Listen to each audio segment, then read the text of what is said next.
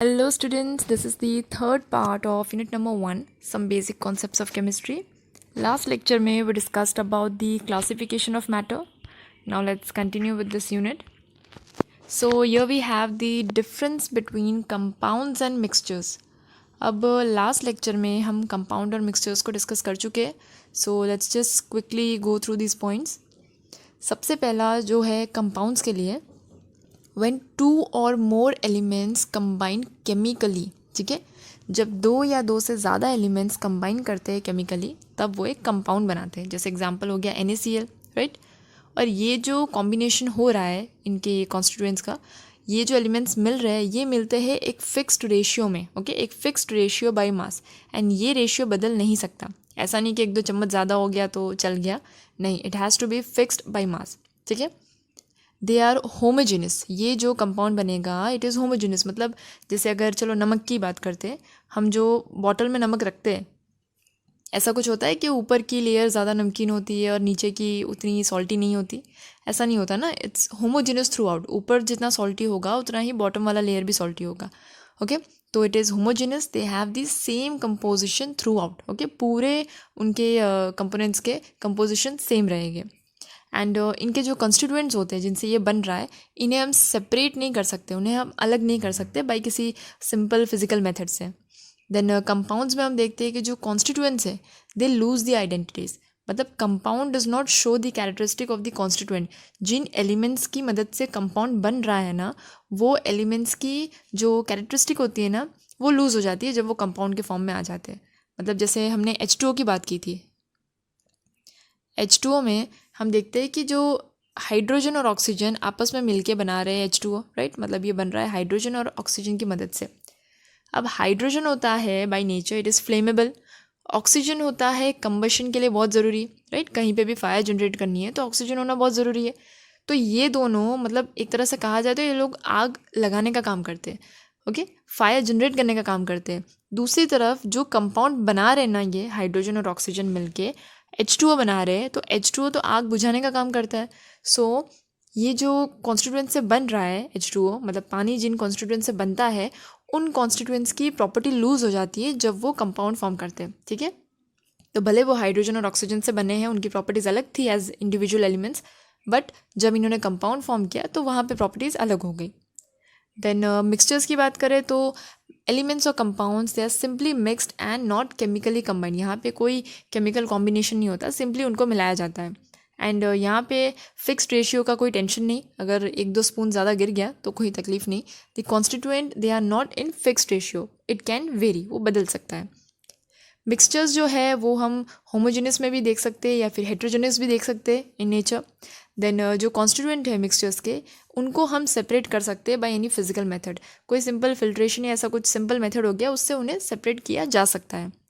In a mixture we see that the constituents they do not lose the identities.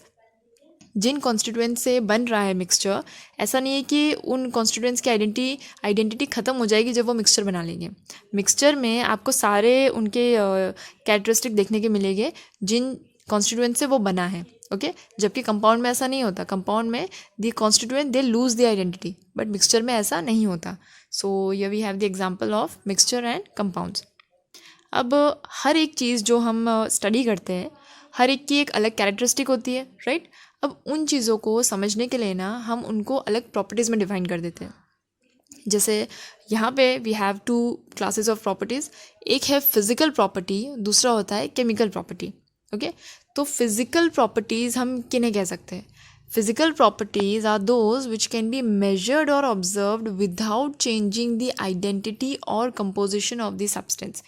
जिन्हें हम major कर सकते हैं या तो हम जिन्हें ऑब्ज़र्व कर सकते हैं बिना उनकी आइडेंटिटी बदले, या तो बिना उनका जो कंपोजिशन है, बिना उनके कंपोजिशन को चेंज किए, अगर आप सिर्फ उसको ऑब्ज़र्व करके या उसको थोड़ा बहुत मेजर करके उसकी प्रॉपर्टी बता सकते हो, तो ऐसी प्रॉपर्टीज़ को हम कहते हैं फिज़िकल प्रॉपर्टीज़. ओके, जैसे अगर आपके पास कोई ब्लू कलर का कुछ सब्सटेंस रखा है, जैसे कॉपर सल्फेट रखा है. आई डोंट नो अगर आप लोगों ने कॉपर सल्फेट देखा है कि नहीं देखा है, but it is very beautiful blue colour. बहुत ब्राइट ब्लू कलर का होता है, आप ये सारी चीज़ें लैब में देखोगे। सो अगर ऐसा कुछ रखा है आपके पास, एनीथिंग, जो कॉपर सल्फेट ही नहीं है, कोई भी चीज़, सपोज कोई ब्लू कलर की चीज़ रखी है, तो आप उसको सिर्फ देख के समझ पा रहे हो कि ठीक है इसका कलर ब्लू है, तो वो क्या हो गई, वो उसकी एक फिजिकल प्रॉपर्टी हो गई, क्योंकि आपको उसके लिए कोई उसका केमिकल रिएक्शन नहीं करवाना पड़ा, उसका कोई कंपोजिशन चेंज नहीं करना पड़ा कि उसे आप 2-3 प्रोसेस से पास करोगे तब जाके डिटेक्ट होगा अच्छा ये ब्लू कलर का है, ऐसा नहीं। उसे देखा और पता चल गया कि ठीक है ये ब्लू कलर है। वैसे ये ऑर्डर हो गया, ओके। उसकी जो फ्रेग्रेंस होगी, जो स्मेल होगी, वो भी हम ऐसे ही पता लगा सकते हैं। मेल्टिंग पॉइंट हो गया, बॉइलिंग पॉइंट हो गया, ये सारी चीज़ें, ये क्या है, फिजिकल प्रॉपर्टीज़ है, ठीक है। इन्हें हम डायरेक्टली ऐसे मेजर कर सकते हैं सिर्फ ऑब्जर्व करके, विदाउट चेंजिंग द आइडेंटिटी और कंपोजिशन। दूसरी तरफ अगर केमिकल प्रॉपर्टीज़ की हम बात करें, तो यहाँ पे अब केमिकल प्रॉपर्टीज़ आ गई, केमिकल वर्ड आ गया, मतलब वहाँ पे कुछ ना कुछ केमिकल चेंज होगा, ओके। तो ये जो केमिकल चेंज हम देखते हैं किसी ना किसी सब्सटेंस में, वहाँ पे जो प्रॉपर्टी रिलेटेड है दैट इज़ केमिकल प्रॉपर्टीज़, क्योंकि उनके लिए आपको कोई केमिकल चेंज करवाना पड़ रहा है। जैसे अगर हम कंबशन की बात करें, जैसे अगर कोई चीज़ है हमारे पास और हमें पता करना है कि क्या वो कंबस्टिबल है, तो अब जब तक उसे जलाओगे नहीं तब तक पता कैसे चलेगा कि वो कंबशन में पार्टिसिपेट कर पा रहा है या नहीं, या तो कंबस्टिबल है या नहीं। तो वैसी प्रॉपर्टीज़, चाहे एसिडिटी हो गई, बेसिसिटी हो गई, कंबस्टिबिलिटी हो गई, ऐसी जो प्रॉपर्टीज़ होती है उन्हें हम गिनते हैं केमिकल प्रॉपर्टीज़ के क्लासेस में। नाउ किसी फिज़िकल क्वांटिटी को एक्सप्रेस करने के लिए हमें दो चीज़ों की खास ज़रूरत पड़ती है। One is a numerical value, one numerical value and the other is units, right? किसी भी फिजिकल क्वांटिटी को एक्सप्रेस करने के लिए हमें न्यूमेरिकल वैल्यू और यूनिट्स की ज़रूरत पड़ती है। जैसे अगर मैं लिख रही हूँ 5, तो 5 क्या है, 5 ग्राम्स है, 5 किलोग्राम्स है, 5 मीटर्स है, या लीटर्स है, या केल्विन है, क्या है। अगर यहाँ पे यूनिट नहीं होगा ना, तो ये क्वेश्चन मार्क ही रह जाएगा कि ये 5 किस चीज़ को रिप्रेजेंट कर रहा है, ओके। तो किसी भी क्वांटिटी को एक्सप्रेस करने के लिए न्यूमेरिकल वैल्यू और यूनिट्स, इन दोनों की ज़रूरत पड़ती है। So now let's see the units of measurement. Here we have fundamental units. कुछ क्वांटिटीज़ ऐसी है जैसे मास हो गया, लेंथ हो गया, टाइम हो गया, दीज आर फंडामेंटल क्वांटिटीज़। मतलब फंडामेंटल इन द सेंस कि ये किसी और से डिराइव नहीं किए जा सकते, ओके। ये इंडिपेंडेंट है।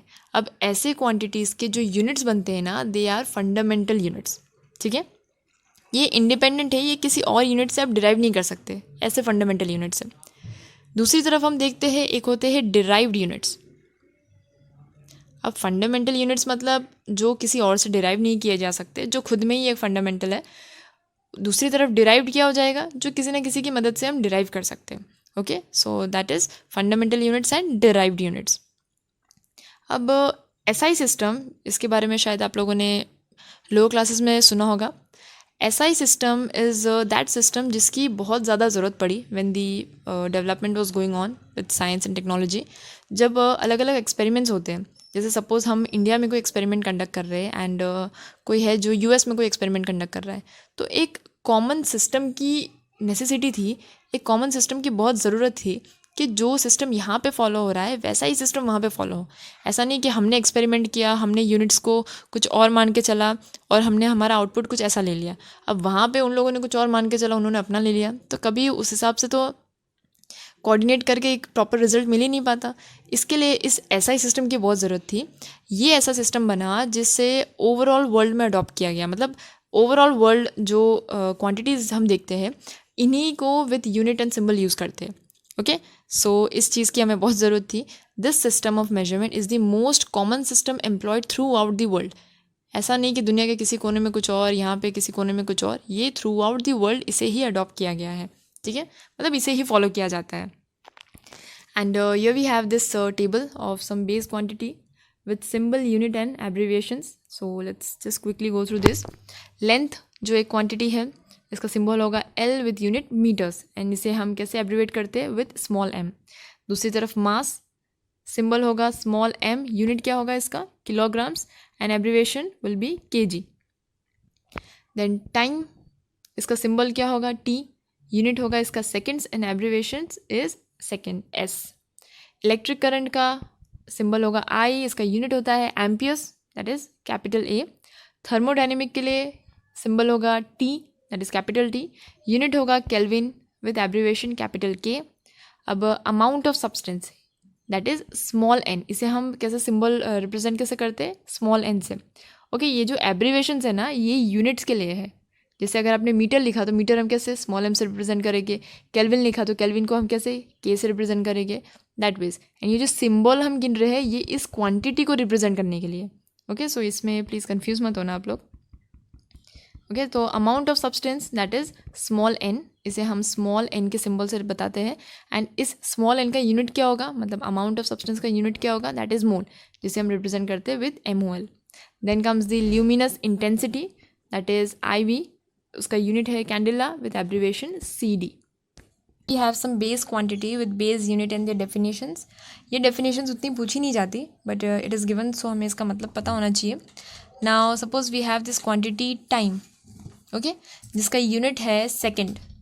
अब इस सेकंड को हम कैसे डिफाइन करेंगे. अब ये जो डेफिनेशंस दिए हैं ना, ये बहुत टाइम पहले डिफाइन किए गए थे. तब टेक्नोलॉजी उतनी एडवांस नहीं थी, इतनी डेवलप नहीं थी जितनी आज है. तो उस टाइम पे उतने वेल इक्विप्ड मेजरमेंट डिवाइसेस भी नहीं थे. तो किसी ना किसी चीज़ के रेफरेंस में यूनिट्स को डिफाइन किया गया. ठीक है, कि कोई चीज़ ली, उसे एक रेफरेंस दिया कि ठीक है भाई, इसके रेफरेंस में हम बाकी यूनिट्स को आगे कवर करेंगे. ओके, सो सेकंड के लिए भी ऐसा ही कुछ है. Second is the duration of 9192631770 periods of radiation corresponding to the transition between two hyperfine levels of the ground state of cesium-133 atom. Okay, तो अब इस डेफिनेशन का मतलब क्या हुआ, मतलब एक सेकंड इतना होता है. यूजुअली हम कई बार कहते हैं ना कि एक सेकंड के लिए रह गया या एक सेकंड के लिए काम रुक गया, सो वो एक सेकंड इतना होता है. सो इसका मतलब समझ लेते हैं. सीजियम जो है एक एलिमेंट है. इस सीजियम के एलिमेंट को लिया, उसमें हमने दो एनर्जी लेवल्स लिए, that is 1 and this is 2. ठीक है, अब सीजियम का जो एटम है ना, वो ऑसिलेशन दिखाता है. पहले वो 1 पे था, वो ऑसिलेट करके 2 पे गया, 2 से वापस 1 पे, 1 से 2, 2 से 1, 1 से 2, इस तरीके से वो ऑसिलेशन दिखाता रहेगा. ठीक है, तो ये सीजियम का जो एटम है ये इस तरीके से ट्रांजिशन करता रहेगा 1 से 2 के बीच में. ये कितने नंबर ऑफ टाइम्स ट्रांजिशन करेगा, ये करेगा इतने नंबर ऑफ टाइम्स ट्रांजिशन, मतलब इतने बार ये ट्रांजिशन करेगा 1 से 2, 2 से 1, 1 से 2, 2 से 1. और उसे इतने ट्रांजिशन करने में जो टाइम लगेगा, जो समय लगेगा, उसे हम कहेंगे कि इट इज़ 1 सेकेंड. ठीक है, तो क्या किया, सीजियम का एलिमेंट लिया. सीजियम के लिए जो एटम था वो क्या करता है, ऑसिलेशन दिखाता है. तो दो हाइपर फाइन लेवल्स लिए, मतलब एनर्जी लेवल्स लिए, उनके बीच में ये ट्रांजिशन दिखा रहा है 1 से 2, 2 से 1. अब कितने नंबर ऑफ टाइम्स ट्रांजिशन किया, इतने नंबर ऑफ टाइम्स ट्रांजिशन किया. ठीक है, दैट इज़ 9192631770. इतने नंबर ऑफ टाइम्स ट्रांजिशन करने में इसे जो टाइम लगा that is 1 second. I hope it's clear. Next is length. तो लेंथ जो है दैट इज़, उसका यूनिट है मीटर. मीटर को कैसे डिफाइन किया, तो हमने लाइट की वेलोसिटी के बारे में पढ़ा है, दैट इज़ 3 × 10⁸ राइट. हम मीटर पर सेकेंड लिखते हैं ना, वेलोसिटी ऑफ लाइट. अब ये जो वेलोसिटी है ना, ये ऐसा नहीं है कि एग्जैक्टली 3 × 10⁸ ही है. ये हम अप्रॉक्सीमेटली ले लेते हैं. एक्चुअल वैल्यू तो कुछ 2.99 रहती है ना, सो इसे हम अप्रॉक्स ले लेते हैं 3 × 10⁸. अब इस 3 × 10⁸ का मतलब क्या है कि 3 × 10⁸ मीटर्स ट्रैवल किया कितने सेकंड में, एक सेकंड में. एक सेकंड में लाइट इतना मीटर्स ट्रैवल करती है. ठीक है, एंड 3 × 10⁸ मतलब 3 और उसके बाद 8 जीरो और. ठीक है, 3 and 8 zeros more. ठीक है, 8 ही क्यों, बिकॉज यहाँ पे 8 गिवन है, राइट. तो 3 × 10⁸ मतलब 3 के बाद 8 जीरो और, मतलब उतने मीटर्स लाइट ट्रैवल करेगी एक सेकंड में. अब उतना मीटर्स ट्रैवल किया 1 सेकंड में, मतलब 3 × 10⁸ ट्रैवल किया 1 सेकंड में. तो 1 मीटर कितने सेकंड में ट्रेवल होगा, दैट इज़ सिंपल, 1/3 × 10⁸. तो यहाँ पे वही चीज़ ली है कि 1 मीटर कितना हो गया, 1 × 10⁸ सेकेंड. ओके, सो अगर 3 × 10⁸ मीटर्स एक सेकेंड में ट्रैवल हो रहा है, तो 1 मीटर को ट्रैवल करने के लिए कितना सेकेंड लगेगा, so it is this much. So उसी फॉर्म में इसे डिफाइन किया है कि मीटर वो लेंथ है जहाँ पे लाइट जो है वैक्यूम में ट्रैवल कर रही है ड्यूरिंग टाइम इंटरवल ऑफ इतना सेकेंड, मतलब इतने सेकेंड्स में लाइट जो डिस्टेंस ट्रेवल कर रही है ना, that is 1 metre. Clear? So that is about metres. अब मास की बात करते हैं, उसका यूनिट है केजी। तो किलोग्राम क्या है? Kilogram is the unit of mass, it is equal to the mass of the international prototype of the kilogram. मतलब ये क्या था कि एक ब्लॉक लिया गया था, that is platinum iridium block, जिसे एक अच्छे से क्लोज्ड एयर टाइट कंटेनर में रखा गया। It is somewhere in France. वहाँ पे इस ब्लॉक को प्लेस किया कि इससे रेफरेंस ले लिया कि ठीक है ये जो ब्लॉक है ना ये 1 kg होगा। ठीक है, इसे हम क्या कहते हैं? प्रोटोटाइप कहते हैं, क्योंकि इसके रेफरेंस में बाकी दूसरे जो डेवलपमेंट्स हुई यूनिट्स में आगे वो की गई, बिकॉज रेफरेंस तो यही था। 1 kg बोल दिया मतलब that is platinum iridium block. Okay, so the kilogram is the unit of mass, it is equal to the mass of the international prototype of the kilogram. Okay, so वो platinum iridium block था जिसे लिया और it was given कि ठीक है ये इसको हम 1 kg मान रहे हैं, तो ये 1 kg हो गया। अब बाकी जो यूनिट्स बनेंगे ना वो इसके रेफरेंस में बनेंगे in terms of kilograms. Then comes electric current. So उसका यूनिट क्या होगा? It is ampere. Ampere is that constant current which, if maintained in two straight parallel conductors of infinite length of negligible circular cross section and placed 1 meter apart in vacuum, would produce between these conductors a force equal to 2 into 10 to the power minus 7 Newton per meter of length. मतलब दो parallel wires लिए गए, ठीक है। अब ये जो length थी ये कैसी थी? इनफाइनाइट लेंथ के थे, मतलब एकदम बहुत लंबे, ठीक है। लंबे लंबे दो वायर्स लिए गए जिनके आपस में डिस्टेंस कितना था? 1 मीटर का। इन्हें 1 मीटर दूरी पर रखा गया। अब जब इनमें करंट पास किया गया तो इनके बीच में जब करंट पास होगा तो वहाँ पे फोर्स जनरेट होगी, ठीक है। और वो फोर्स कितनी थी? वो 2 into 10 to the power -7 थी।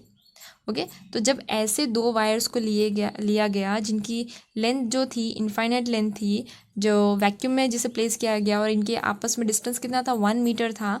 और जब करंट पास हुआ तो इनके आपस में फोर्स कितना था? 2 into 10 to the power -7 Newton का फोर्स था। इतना फोर्स जनरेट करने पे, इतने इस कंडीशन के साथ यहाँ पे जो करंट पास हो रहा था that is 1 ampere. Okay, so 1 ampere is what? दो वायर्स लिए गए पैरेलली जिन्हें प्लेस किया गया, उनके बीच डिस्टेंस था 1 मीटर का। ये इनफाइनाइट लेंथ के वायर्स थे। ओके, एंड जब इनमें करंट पास किया गया तो दे produced a force of 2 into 10 to the power -7 Newton. Okay, उतना फोर्स प्रोड्यूस किया, मतलब उतना फोर्स प्रोड्यूस करने पे with such condition, with such setup, यहाँ पे जो करंट पास हो रहा होगा that is 1 ampere. That is about the electric current. Thermodynamic temperature, जिसका यूनिट है kelvin. So what is 1 Kelvin? The Kelvin, that is unit of thermodynamic temperature, is the fraction of 1 by 273.16 of the thermodynamic temperature of the triple point of water. अब ये triple point of water, ये शायद आपने अभी first time सुना होगा। Triple point क्या होता है वाटर का? ये वो पॉइंट है, ये वो टेम्परेचर होगा जिस पे वाटर के तीनों स्टेट्स एक साथ एग्जिस्ट करेंगे, ठीक है। All 3 states, solid, liquid, gas, तीनों स्टेट्स इस पॉइंट पे एक साथ एग्जिस्ट करेंगे।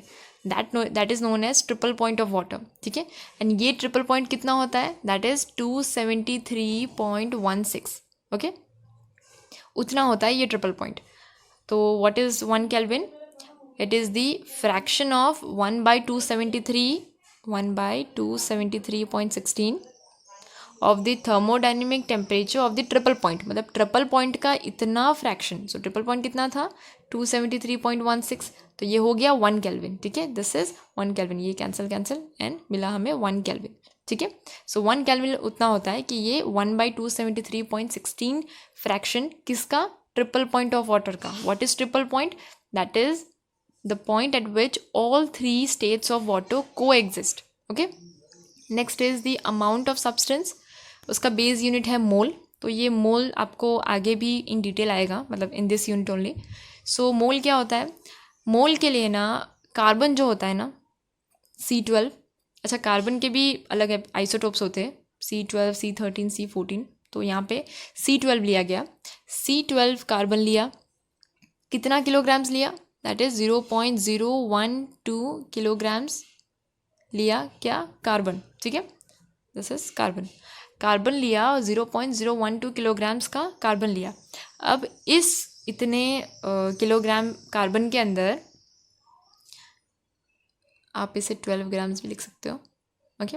सो इतने किलोग्राम्स या फिर इतने ग्राम्स वाले इस कार्बन के अंदर जो एंटिटीज़ होगी अंदर एटम्स की, मतलब इसके अंदर जो जितने एटम्स होंगे उतनों को मैं कह सकती हूँ कि इट इज़ 1 मोल, ठीक है। तो 1 मोल क्या हो गया? It is the amount of substance of system which contains as many elementary entities as there are atoms in 0.012 kilograms of carbon 12, ठीक है। And the elementary entities must be specified, मतलब वो एटम्स है, मॉलिक्यूल्स है, ions है, electrons है और some specified group of such particle. But कितना? कार्बन के इतने ग्राम वाले ब्लॉक के अंदर जितनी एंटिटीज़ होगी उतने को हम 1 मोल कहेंगे, ठीक है। आगे जाके आप पढ़ोगे कि ये 1 मोल कितना होता है, it is that Avogadro's number, so वो डिटेल में आगे आएगा। Now luminous intensity, that is candela. The candela is the luminous intensity in a given direction of a source that emits monochromatic radiation of frequency 540 into 10 to the power 12 hertz and has a radiant intensity in that direction of 1/683 watt per steradian. Okay, सो पहले तो luminous intensity मतलब जो light के related intensity है वो होगी। Monochromatic radiation मतलब single colour वाला रेडिएशन, चाहे वो रेड हो गया, ग्रीन हो गया, उस तरीके से।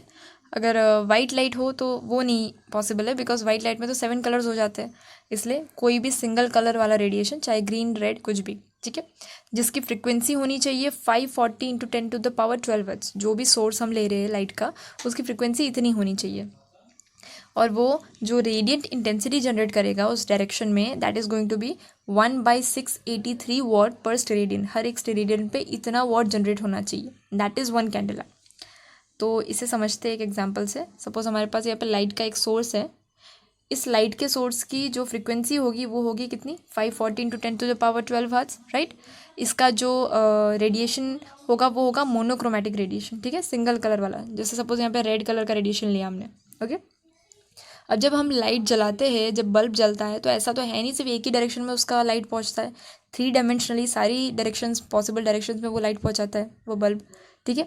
तो यहाँ पे क्या होगा, ये जो रेडिएशन हमने ली है इस सोर्स से इस पर्टिकुलर रीजन तक लाइट जाएगी, मतलब 3 डायमेंशनली। जो हम एंगल स्टडी करते हैं ना, जो ऑब्ट्यूज एंगल, राइट एंगल, जो आप लोगों ने पढ़ा होगा, एंगल्स को स्टडी करते टाइम ये 2 डायमेंशनल एंगल था, 2D था ना, just x y axis and x axis, 2 axis से ही ये एंगल बन रहा था। तो 2 डायमेंशनल एंगल को जब हम मेजर कर रहे होते हैं तो यूनिट क्या होता है?